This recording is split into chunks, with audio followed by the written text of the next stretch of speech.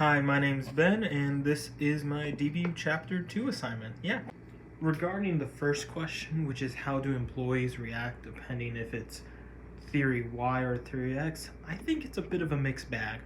Because I've seen situations where, like, I had a friend, and he was a really good employee, but only if someone was watching him. Because he was the kind of guy who would do everything if there was an eye on him, a camera on him, all that jazz. But the moment no one was looking at him, he'd be procrastinating the whole dang day. And at the other side of the equation, there's folks like me who personally don't like to be watched at all while I'm doing my work, creative stuff, all that jazz. And I just work better in isolation and silence.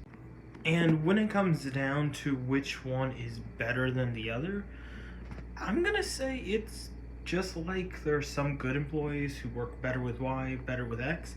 It's gonna come down to those employees and the manager. Different jobs are gonna require different things, which means different employees, different strategies, all that jazz. So in my personal opinion, it's a wee bit unfair to say there is a definitive answer.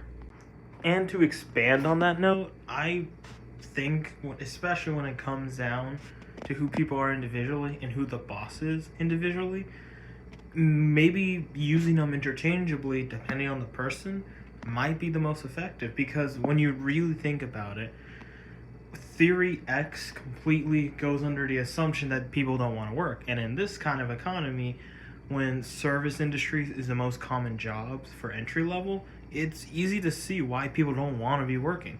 But at the other side, it's most of the new jobs come from innovation through theory Y.